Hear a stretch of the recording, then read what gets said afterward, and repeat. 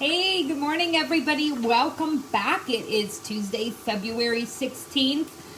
We are almost officially 11 months into our Facebook group here. Tomorrow will be 11 months. I cannot believe it that we have been working from home, partially, mostly, doing our lives here in our Facebook group for 11 months. That is crazy to me, but it's going great, and I have another great recipe to share with you this morning. It is pretty chilly here in Erie, Pennsylvania. We got some snow last night and it's pretty gray outside. So what better than to cook a nice, delicious, warm and hearty dish for dinner?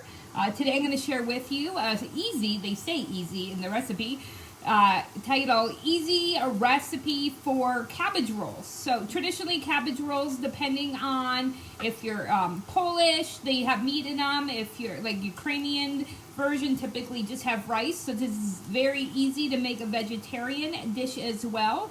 Now it does take, I won't say a lot, but it does take an ample amount of prep work. We have to do a lot beforehand and to put our cabbage rolls together. So I did some of that already to save time to show you, and but what better day when you're probably stuck inside in most of the country. Actually, I've seen the weather. Most of everybody is going through some type of winter weather, so it's a great day to stay in and cook.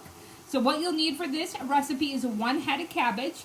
You'll also want, you can either use a combination of pork and beef, or you can use one or the other. I'm just using ground beef today.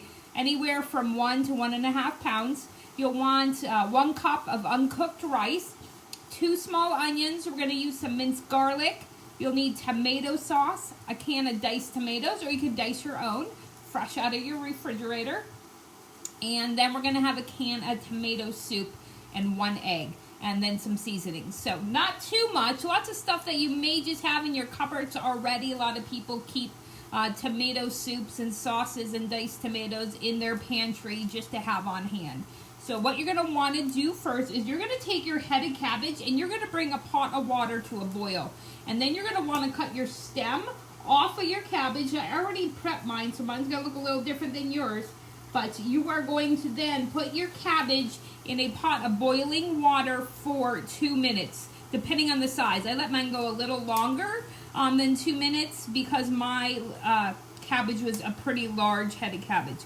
And then your leaves will soften up and be able to peel off easily. And I'll show you that in a moment as well. And then while that is going on, you're going to want to brown your ground beef in a pan, which I've started over here. Let me see if I can move some stuff around for you. So we have our ground beef started. I have my onion in here. And then once you get that going, what you're going to want to do is we are going to add about just 1/3 of a cup of our tomato sauce to this. Whatever tomato or pasta sauce you want to use. I'm going to turn my heat down a little because mine is virtually done with the cooking process. So we're going to add just 1/3 cup of our sauce right to the meat mixture. It's our meat and onion. And then we're going to add in about 3 cloves of garlic, or that's more like 1.5 teaspoons of minced garlic if that's what you're using. So I'm going to mix in my sauce, and then I'm going to get my garlic, and we're going to add about 1.5 teaspoons of minced garlic. We're going to put that right in our pan as well. And then we're also going to add about 3 tablespoons of dried parsley. You can use fresh parsley if you have it on hand. This time of year I don't have a lot of fresh herbs available. I do have a small herb garden outside that I keep up during the summer that has some stuff. I don't have tons. Lots of times I'll steal it from my father's herb garden. He has a wonderful herb garden in the summer. Alright, so we're going to add about 3 tablespoons of parsley to this. And then we're just going to mix that in with our can of diced tomatoes as well. So we're going to take our diced tomatoes, add that right to the liquid and everything, right to our ground beef, our onion, our garlic, and our seasonings that we have in there. And just going to mix that in. And this is going to be pretty much the base of the insides of our cabbage roll. The only other thing we have to do is add our rice. Now for your rice, they said a cup of uncooked, and then they want you to cook that ahead of time as well. We're not going to put it in. Sometimes you'll have recipes where you'll put it in with your ground beef and other liquids and it'll cook itself.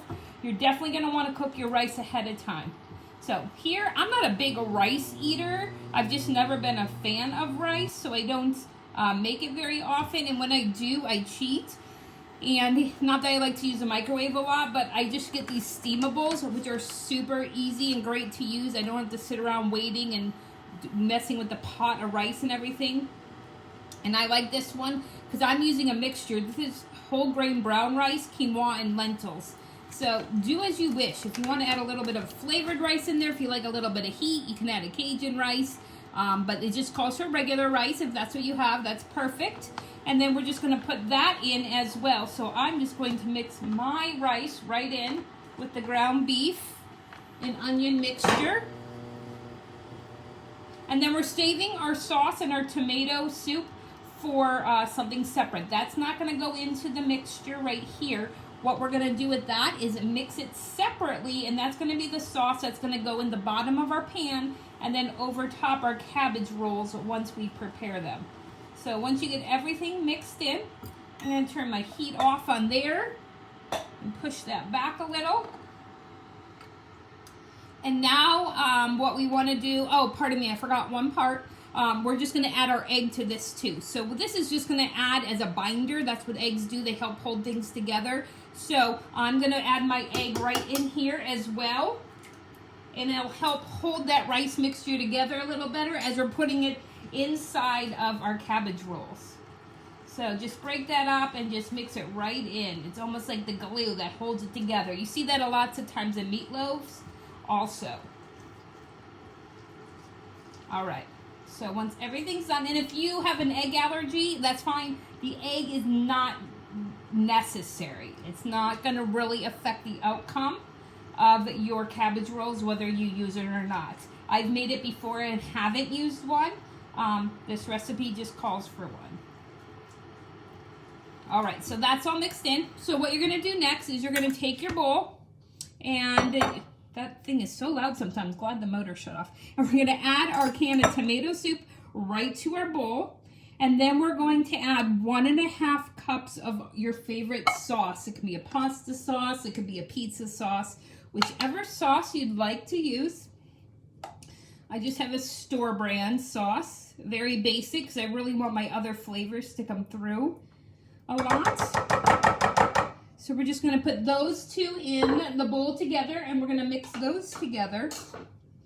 And then what you're going to want for making the cabbage rolls to bake them in is a 13 by 9 inch pan. That's like a cake dish. All right, so once your sauce and tomato soup are mixed together, what we're going to do is we are going to just pour a small layer of it in the bottom of our 13 by 9 inch pan. So let me get that ready too.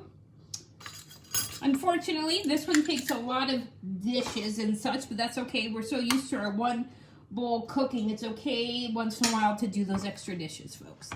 All right, so I have my pan here.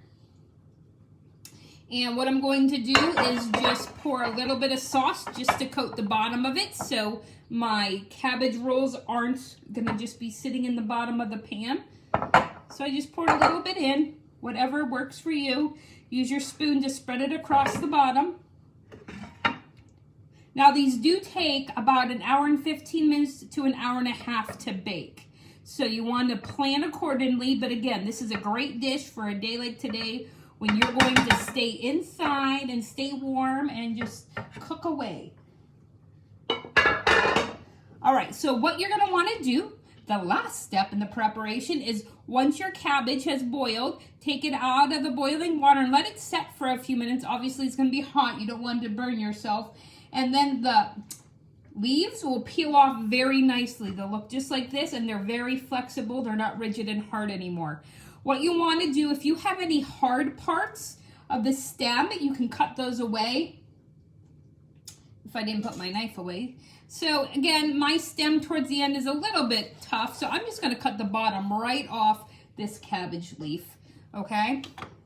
And then you have your nice cabbage leaf here. What you're going to do then is you're going to take 1/4 to 1/3 cup. I'm going to just take my measuring cup right here, and you're going to scoop your meat mixture, your rice, and tomatoes and meat and onions right there and put it right in the center of the leaf. Now what they recommend doing to fold these up, you can come up with your own technique, but they recommend in this recipe to fold the sides in like this. Hopefully you can see what I'm doing. I just folded my sides in just like that, like I'm wrapping it up. And then they say just to roll it up from there. And it'll look just like that.